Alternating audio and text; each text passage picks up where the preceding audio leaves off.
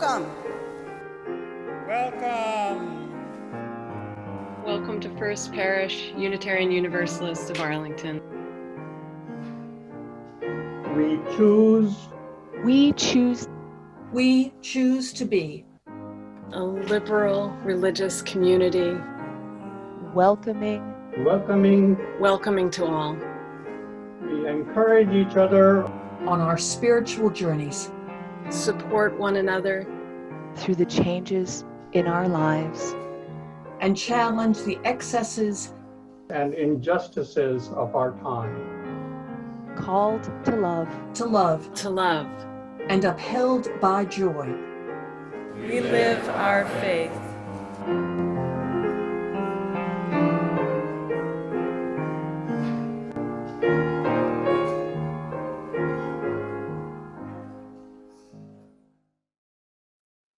Please join me now, if you will, in prayer.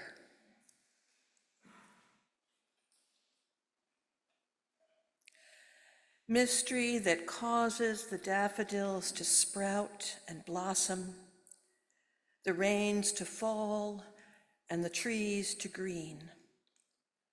We remember all that gives life.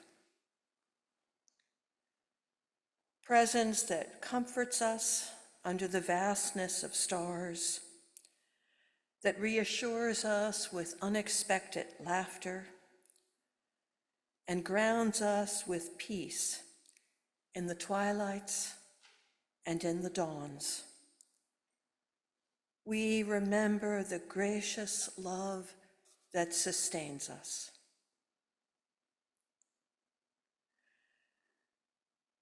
We give thanks for the unearned gifts of our lives, for times of health and healing, of body and of spirit, for treasured ones who have carried us through with their inquiries, their kindnesses, their showing up. And we give thanks for new ways shown us, ways of love, of forgiveness, of letting go and venturing forth.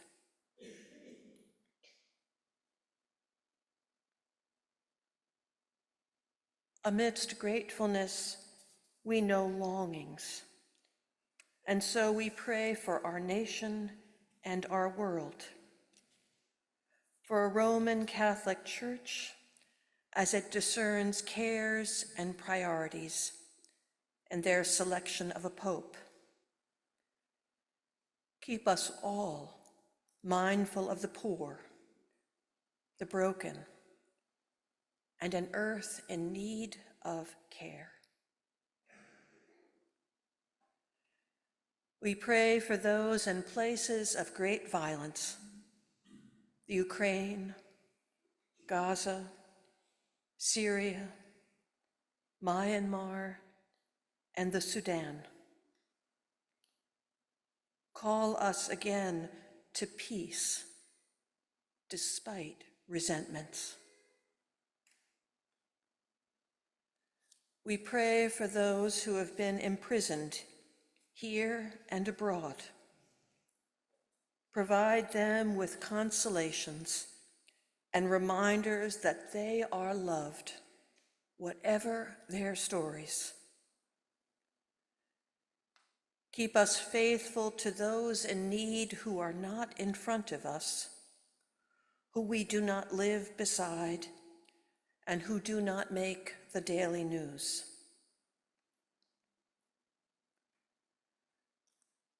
We pray for those living with heightened anxiety, the undocumented who are afraid to worship in community for fear of deportation,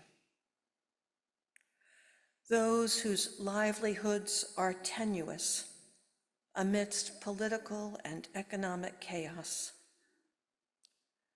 and those marked as outcasts, the transgender, the queer, the differently abled, those living with mental illness. open our hearts, move us to act in both curiosity and generosity toward whomever may seem strange and unlike us.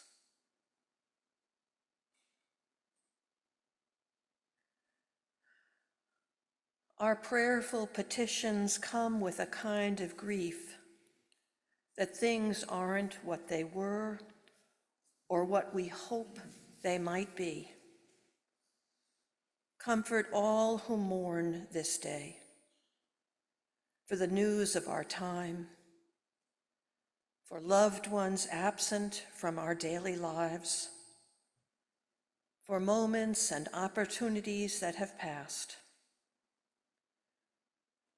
Reveal our grief as the love that it is, a love for what was, a sign of what we treasure and what choices we might make in the days still given us.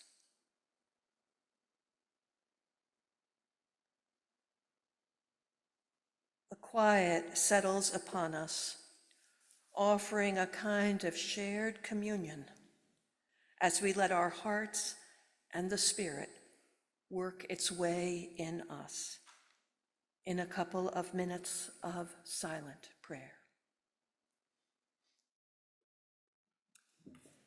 Good morning. I'm Kathy Marta, and I'm here this morning representing a subcommittee of the Social Justice Committee. We are charged with organizing 2 services a year around social justice themes, and I'm joined in this work by Elizabeth Hunter and Melissa Burchuk, who heads this subcommittee. And it's a great pleasure this morning for me to welcome our Shinn Service speaker. I first met Amy Smith on Star Island in 2002. 23 years just doesn't seem like the long time it used to be. She was one of 2 chairs that year for the Life on a Star annual conference. As you've already heard, Amy is a lifelong UU and a neighbor. She and her family lived a block from Follen Church from the time that she was a year old. And at Follen, Amy participated in RE and taught RE, served on committees, sang in the choir. You know the drill. Amy holds multiple degrees in mechanical engineering from MIT, and she is internationally known as the director of the MIT's Development Lab, or D-Lab, which is a program focusing on technology design, humanitarian innovation, and poverty alleviation. Her inventions range from low-cost field water testing equipment to a grain mill powered by airflow to cooking fuel made from agricultural wastes. Her many awards include being named Peace Corps Volunteer of the Year for the Africa region and a MacArthur Fellowship. I think that this statement from D-Lab's website really captures the important foundation of Amy's approach to international development. D-Lab seeks to change the paradigm of development that sees people living in poverty as needy and vulnerable to one that sees them as capable and creative innovators, able to develop the technologies that will improve their lives and livelihoods. Now, all of that is the what of what Amy Smith does, and she's going to tell us a great deal more about the what, but most importantly, she's going to tell us about the why, how she lives her UU values through her work in international development. Amy, thank you so much for being with us today. Well, first of all, thank you very much, Kathy, for that very kind introduction, and good morning, everyone. Good morning. This is one of the best responsive good morning groups that I've ever worked with, so I just want to commend you on that and the spirit that you bring. It's such a pleasure to be here, and I'm honored that you reached out to me to do the Shinn service this year. I'd like to start with a reading. It's called Meditation on Hands. I first heard these words in the church I grew up in down the road. It is by Christina Robinson. It touched me and inspired me at the time, and later in life, when I was looking for words to close out the International Development Design Summit that I was running in Ghana, these words came back to me. The summit was intentionally and intensely hands-on, so this meditation seemed perfect. But as designers always do, I adapted it to the context, adding and changing the words to reflect the themes and the projects of the summit. It has become a tradition at the dozens of design summits that followed that one to read these words to close things out and inspire us to keep working. This is the most recent version. Look at your hands. They've been through a lot, those hands. They have strengths, scars, beauty. Remember that it is your hands that do the work of love in the world. These hands may hold another's hands. These hands may write words urging peace or sign messages of consolation or congratulation. These hands clasp in silence, open in release, clench in anger, or grasp in solidarity. These hands may feed the hungry, nurse the ill, or organize communities. These hands may make works of beauty, till the earth, preserve the planet, or build a home. These hands will reach across the world to pick up the threads of friendship and weave a tapestry of love. These hands will make, create, and build our global community. These hands will shape your future, wave goodbye to loved ones, greet new friends, and celebrate time together with family. These are your hands, our hands, the hands of one people. So I decided to frame my sermon today around one of my favorite quotes. It's by Edward Everett Hale, who was a Unitarian minister, an author, an activist, and a historian. It goes like this: I am only one, but still I am one. I cannot do everything, but still I can do something. And because I cannot do everything, I will not refuse the something that I can do.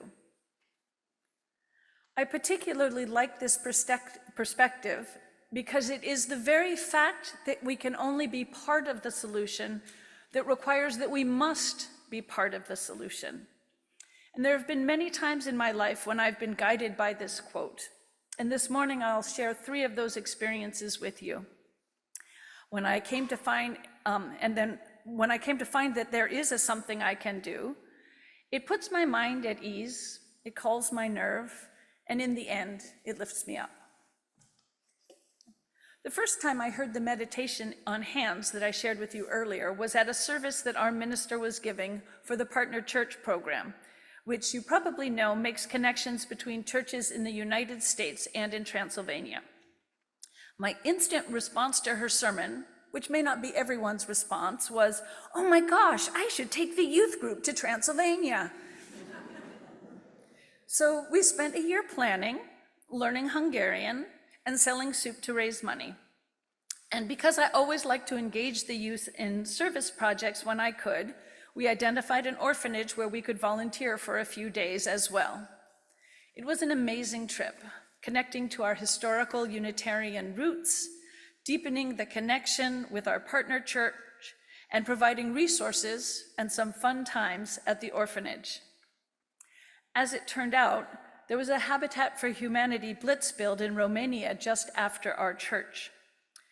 They weren't able to have youth on the site, but I was interested in participating, so I sent the youth home with the other adults on the trip, and I made my way to Bayeux to build some houses. The goal was to build 10 houses in 10 days, and it was timed to coincide with the last full solar eclipse of the 20th century. Most of the houses were sponsored by groups back in the US and had teams of people from those groups to do the construction. I worked on House 9, which was made up of people who came as individuals. We called it the Anarchy House. But in fact, we were actually more efficient builders than most of the other groups on site. This was an amazing experience, seeing all the houses build up around us, working hard, learning about the people around us, and appreciating all the different paths that brought us to this point. We got to know the family that was going to move into House 9, as well as members of other families. About 6 days in, the organizers had prepared a 2-day trip to go see the eclipse in a more touristy part of Romania. And while this was a nice thing to do, it didn't sit well with me. Some of the houses were behind in their construction. Daniel of House 2 was worried that his house wouldn't get done by the end of the event, and it would be hard for him to finish it up on his own.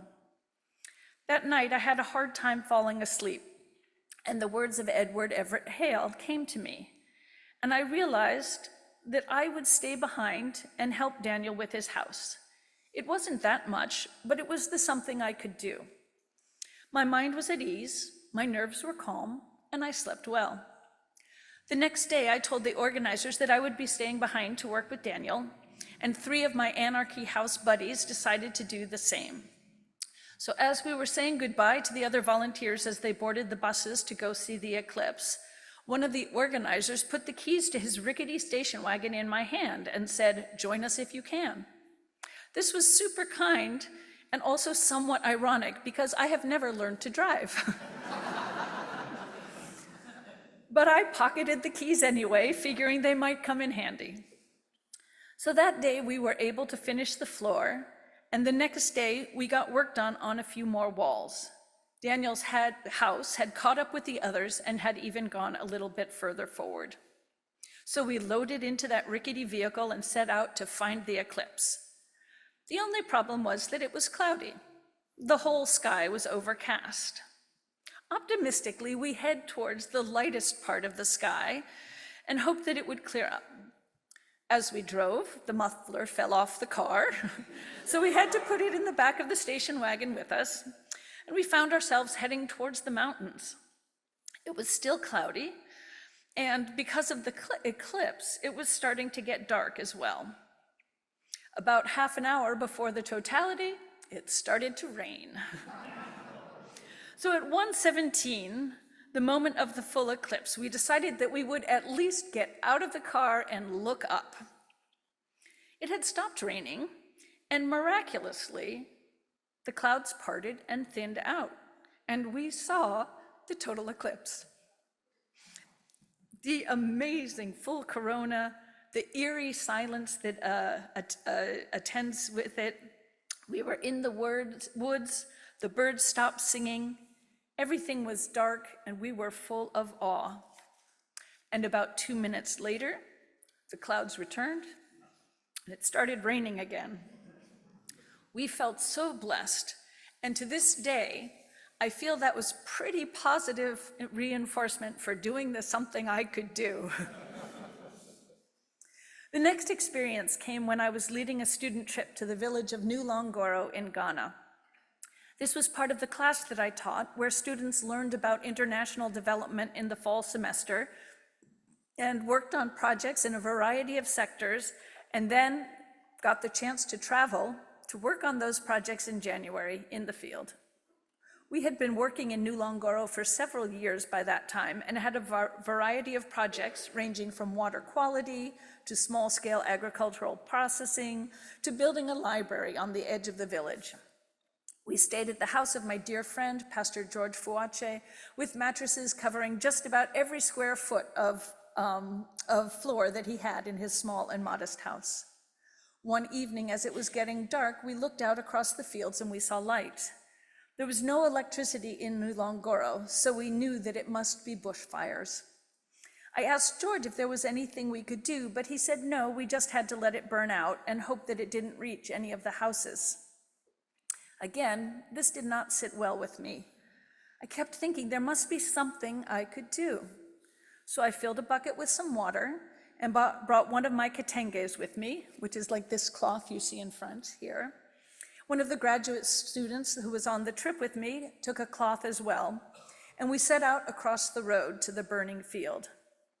At this point, I should mention that it was a collection of small fires. It was not a blazing inferno. Some fires were just a few meters wide, others 10 or 20. But I learned that if you start at the edges, you can make progress, dipping the cloth in the water and then beating out the flames, dipping and beating, dipping and beating. There were probably about 50 fires when we started, and although it took a couple of hours, we put them all out. I have rarely felt so totally exhausted and so totally exhilarated at the same time. I did something that I absolutely did not think I could do. Starting at the edges, making headway slowly, putting out fires. It's quite a metaphor for many things that have happened since then. The third experience is the one that has the longest arc. In about 2008, I got an email from Marta Thompson at the Unitarian Universalist Service Committee, who was the manager of the Rights in Humanitarian Crises program. She had heard about the work we'd been doing at D-Lab and was interested in working with us as part of a project in Uganda. In much of northern Uganda, there was a horrific war with the Lord's Resistance Army. For decades, the population lived in camps for internally displaced people. If they left these camps, they would either be killed by the Lord's Resistance Army thinking they were the government, or killed by the government thinking they were the Lord's Resistance Army. So hundreds of thousands of people were killed during this time. Tens of thousands of children were abducted and forced to become child soldiers. There was a literal reign of terror for decades, and yet it was one of the most underreported conflicts on the planet. Finally, in 2007, there were peace talks, and the conflict started to diminish. By 2009, people were starting to move out of the camps and go back to their villages. Martha was leading a program to help this process, and she was concerned about the increased burden of labor on women as they moved from the centralized camps to rebuild their homes and replant their fields. Many people had been gone from their homes for more than 20 years, so there was a lot of work to be done for the families to be able to resettle. Martha had heard about the technologies we had developed and thought they might be useful in making some of this work easier. I was very excited to hear from Martha. For many years, I had been interested in the work of the Unitarian Universalist Service Committee, but never really saw an intersection with my work because a lot of what they do is policy-based. I traveled to Uganda with Martha a few months later with one of my graduate students in April of 2009 to share some of the technologies that we had developed at D-Lab and to learn more about the context in Uganda. At that time, we frequently did technology demonstrations where we would show people different technologies and then identify local woodworkers or metalworkers who could make the technologies that people were interested in. However, in Pader, we couldn't find any local artisans as they had all either been killed in the war or had fled. So we decided that we would just show everyone how to make technologies. We only had a few tools with us, but we were able to do demonstrations of how to make at least a few of the smaller technologies. And people loved it. First of all, they loved the technologies. And I'll show you one now.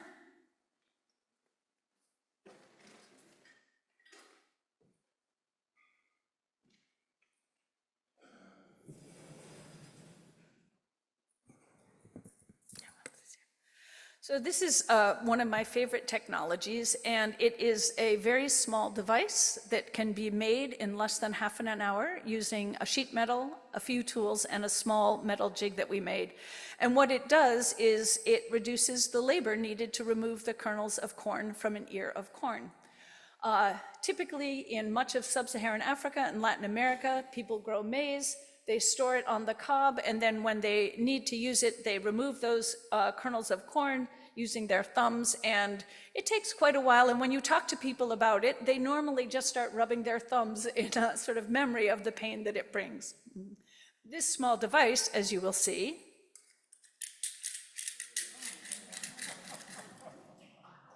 makes it a lot easier. So needless to say, people loved the technology, But more than that, they loved the fact that we treated them as capable people who could actually make something for themselves that could improve their lives.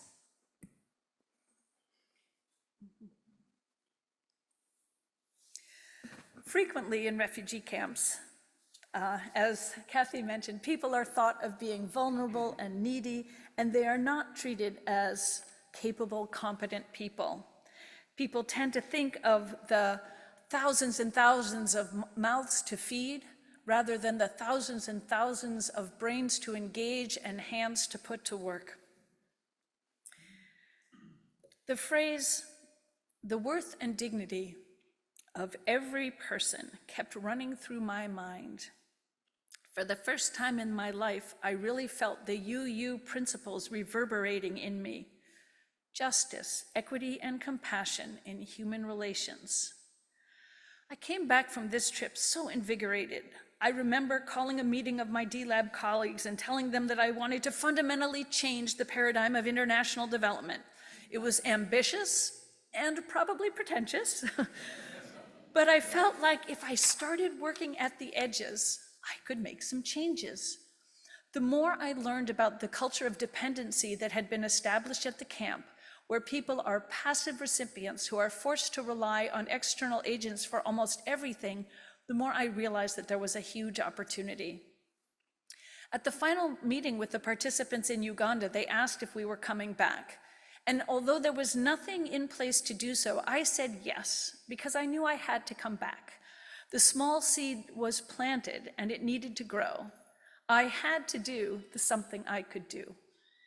So back at MIT, I worked to create a curriculum that would teach the design process and give people the tools and knowledge to make technologies that could improve their lives and their livelihoods. It had to be different from what I had been doing before, which was teaching design to MIT students.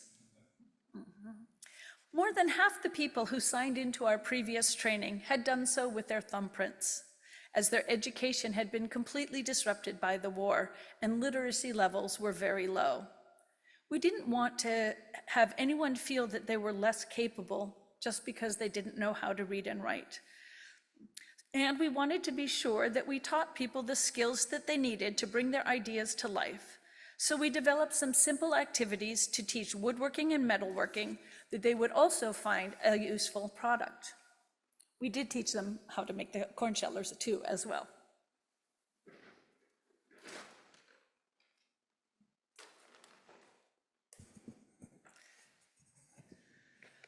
So we had developed a method at D-Lab that allows you to make charcoal out of agricultural waste materials, which is very important in places where there's deforestation and not access to firewood or charcoal. So one of the things that we taught them to make, they learned woodworking to make this simple stand. And they learned metalworking to make this press. And the way that it works is you put the charcoal mixture in here, you hit it with a hammer, and you come up with charcoal briquettes. Now, 2.4 billion people in the world rely on wood and wood charcoal for their cooking, not just for Sunday barbecues. So this was a really important technology for them to learn, and actually to this day, the groups that we trained between like 2009 and 2012 are still getting together and making charcoal on Saturday afternoons with the charcoal presses that they made.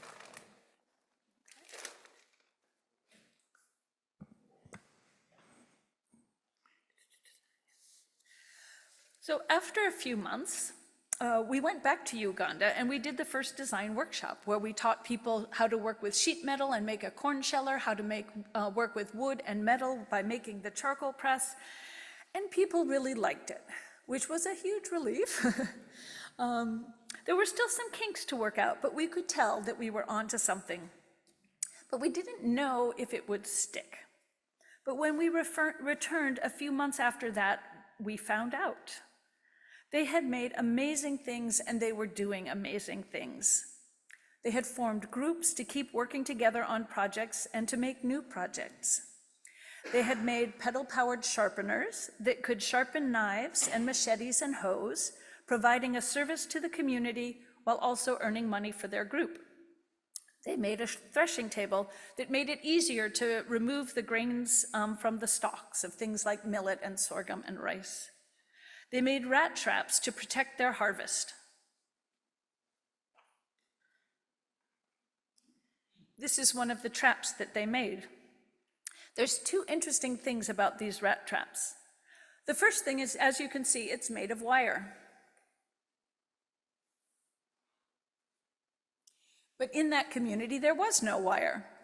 So they extracted it from an old car tire and used it to make these traps. And then they were able to sell them within the village. The other interesting about the trap is who made it. And it was made by Patrick, who was a young man who had been injured during the war.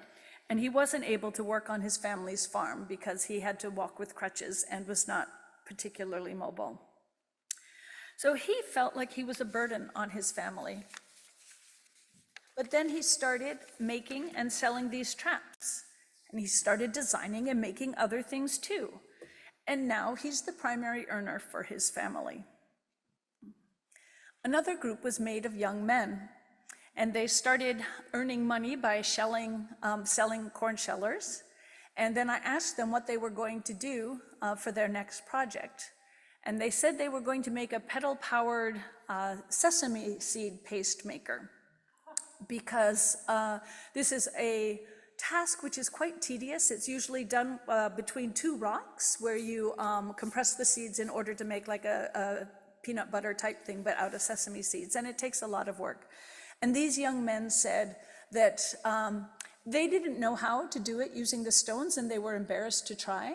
But if they could do it with the pedal-powered machine, that they could do that, and they could relieve some of the burden of labor from the women in their community, because the women work so hard. This was quite a remarkable thing to hear from young African men, but I found it not to be uncommon with the groups we were working with. Another group actually hired a metal worker and welder to teach them better and more skills in making things out of metal, so that they could produce more products as well. So they took the initiative to educate themselves and move forward. The larger groups got together and acquired land from the village chief, and they built a technology center where they could come together and work on their designs together. We were sort of amazed by what we saw, and every time we would go back, we would see new things that people had made. And so we wanted to learn a little bit more about the results of this. So we did a research project, not just in Pader, the region where the war had taken place, because honestly, almost anything is better than nothing. So we were pretty sure that people were happy with the training, because there was not much else going on. But we decided to study it in other regions of Uganda as well. And what we found was that the things that people were making were saving 85 to 95% of the labor that they ordinarily used. We found that it led to a 40% increase in their income. We found that it diversified their income streams, which is so important for small-scale subsistence farmers, so that they're earning money not only during harvest time, but throughout the year.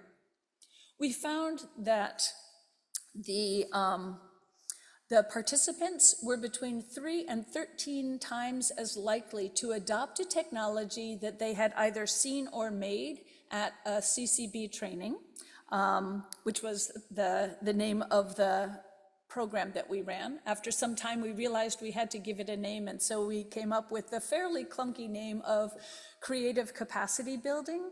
But we wanted to stress this idea that everyone is creative, everyone can make, and we all just need to build that skill. So we found that, that people were usually about 10 times more likely to adopt something they had seen at a training than through a technology demonstration.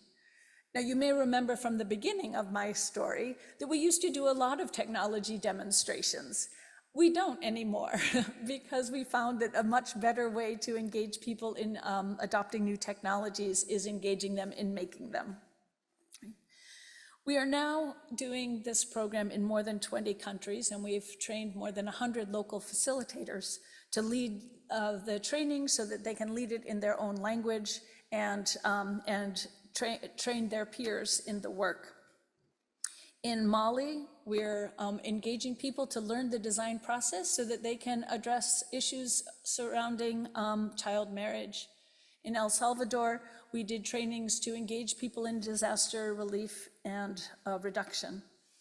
In South Sudan, we're using it as a tool to build peace and social cohesion. I'd like to share a couple of quotes from some of the young men from the training in South Sudan.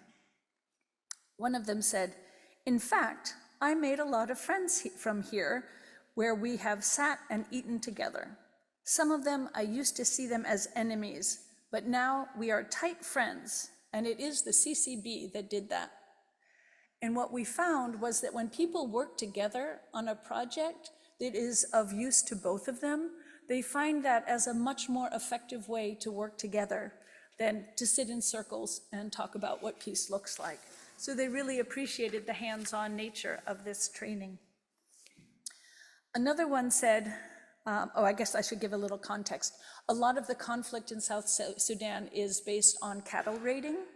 One tribe will steal cattle from another tribe, and then the others will avenge that theft, and it leads to a lot of ongoing conflict. So one of the young men said that before I was a raider, but now I am a scientist with technologies that have not been there before. So we continue to do the something we can do. And while we haven't entirely changed the paradigm of international development and humanitarian aid, we do continue to make progress at the edges, as more organizations realize the inherent worth and dignity of refugees and displaced people and adapt their programs. To close, I'd like to just review the words one more time of Edward Everett Hale. "I am only one, but still I am one. I cannot do everything, but still I can do something. And because I cannot do everything, I will not refuse to do the something I can do." Feel like these are good words for these challenging times, and I wish you all well as you find the something you can do.